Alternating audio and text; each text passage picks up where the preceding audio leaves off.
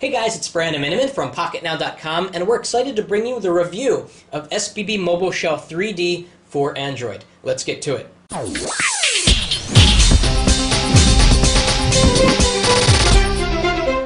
So this was previously known as SBB Mobile Shell 5.0 for Android. It's been in beta for about a year, available only to carriers and OEMs. We did a preview of it a few weeks ago, but this is the final version, and they're calling it SBB Mobile Shell 3D for Android, and it is awesome. It's going to be available soon. By the time this video is available, we'll have a better idea on pricing, so we'll put an annotation up on the video so you know where to get it and for how much. What we're talking about here is a complete interface replacement for Android that rivals and competes with ADW Launcher and Launcher Pro. It's comprehensive, it covers a lot of parts of the home screen experience, and it's really well done and well thought out after a year of beta testing. So let's talk about what we have here. On its most basic level, they are home screens, 8 of them, although you can change that number, that do certain functions, and then it does a lot more than that, so that's kind of a minimal way of talking about it.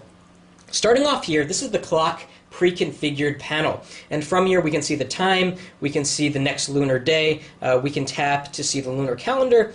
We can also change the skin of this particular panel. So we've got a wide variety of clocks. This blue clock is pretty cool, and if we tap on it, it will download it and bring it to the home screen, and there you go, a blue clock. Sliding to the right, this is a miscellaneous panel. We're not going to talk about this right now. It's kind of a panel where you can put widgets and program shortcuts and really anything you want. To the right, we have another miscellaneous panel, but there's something cool here I want to show you. As you can see here, I've got some program shortcuts, world time, and this is a picture widget. And if you tap on the item on the left, which has this 3D look, we get this really cool 3D album where you can flick through your pictures in sort of a beautiful, almost TouchFlow 3D-like way, and if you tap on the image, you can bring it up full screen there. So kind of a cool way to show off your pictures. Swiping to the right, this is another built-in pre-configured panel. It's just the calendar panel. And what you have here are your next appointments. You can add a new appointment there.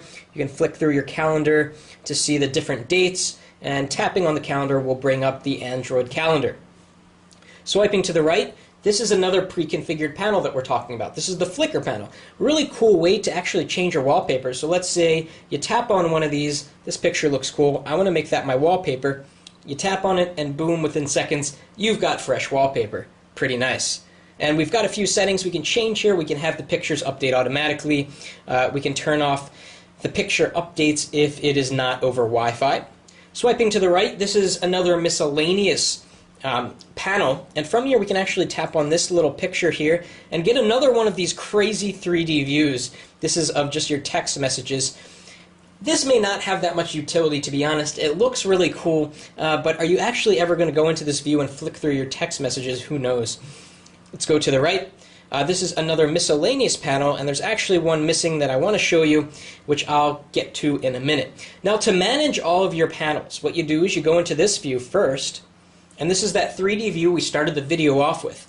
And this is another example of somewhere that the 3D effect is awesome and it looks beautiful, but it really has no utility. Why would you ever want to stay on your 3D carousel here and see these animations unless you're showing the effect to your friends? So anyway, we can tilt around, we can spin it at 1,000,000 miles an hour and get it to go very, very fast. Sort of pointless. Down here we can manage our panels, which is very useful. So here's the weather panel that I left out that I want to show you. From here we can kind of move around, we can add new panels, take certain ones away, and we can also set the color of certain panels and select your default. So let's say I want the weather panel to be the default. I tap on it, I click set as home. I can also change the background color of the weather panel. So let's make it red. You'll see that it turns red so that when I go back to this view, you get that red color.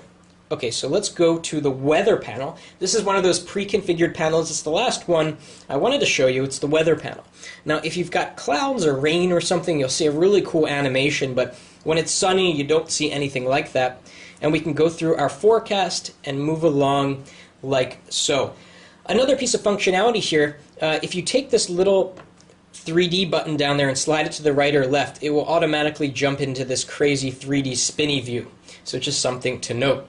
Also down here is a dock. A dock is very important so that no matter what home screen you're on, you always have the programs that you use the most.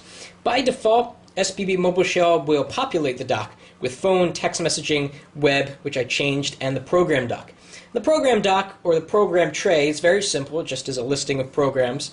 To change any of these, it's very easy. You tap and hold. You get a little chooser here. Let's say I want to have calendar be in the dock, and boom, the icon is replaced. You've got calendar. Very easy to do there. Now let's talk about some of the kind of widget functionality. There's something called edit mode, and if you tap and hold on a particular widget, you'll get a green arrow on anything that can be changed or configured. So here we've got a green arrow, and if I tap on that, it will change the look and the feel of that particular widget. Let's try to find some more green arrows here. Should be able to find a couple, like for example here, calendar. So if I tap on the green arrow, it will expand to show me more information, or it will collapse just to be an icon on the screen. And a lot of other widgets will have this functionality. So if we tap and hold, here's the menu that we get. And from here we can add more widgets. We can add a program link, just as simple as that. Or we can add an SPB widget. And a lot of these have different looks and feels to them. So if we go to favorites, here's a good example of a configurable, changeable widget. We get a green arrow. We can tap to show my 4 favorite people or my 8 favorite people. If there was enough room on this home screen, I could actually see 12. So if I remove flashlight and do this, 4, 8, well, maybe not, maybe there's only 8 inside of there.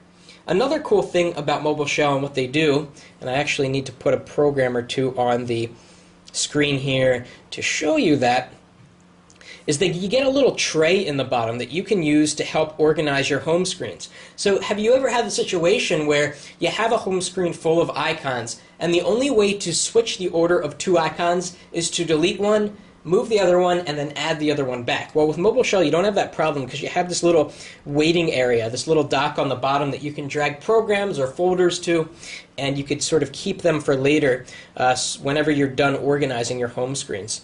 So let's take a look at the other Mobile Shell widgets that you could add. They're kind of basic, to be honest. We've got the weather one, which lets you switch between a wide variety of weather styles. So if we just, there's probably about 5 of them.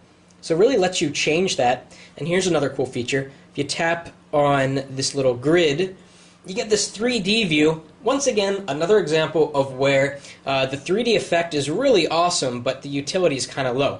Why would you want to ever look at your weather like this? I mean, it's backwards, and obviously you're supposed to look at it more like this, but the fact that it can rotate to a point that you can't even read what is going on in the particular widget is just kind of a little bit silly.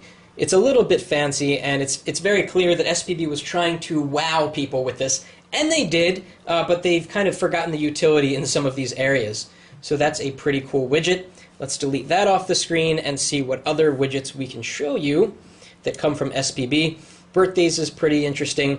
We've got messaging, calendar, all of these system indicators, really.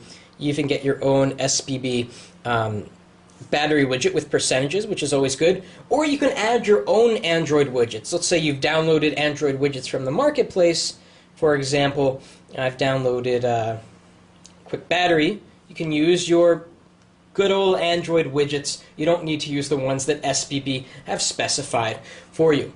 So if you're somebody that really likes eye candy, you're going to love SPB Mobile Shell. If you're somebody that likes things lean and clean without all of the visual fanfare and with lots of utility, you might want to stick with Launcher Pro or ADW Launcher. It's really up to you. Really quick, let's see how much program memory we're using right now on SPB Mobile Shell 3D. So we'll go into the settings, wherever that might be. There it is. And we're going to go to Applications.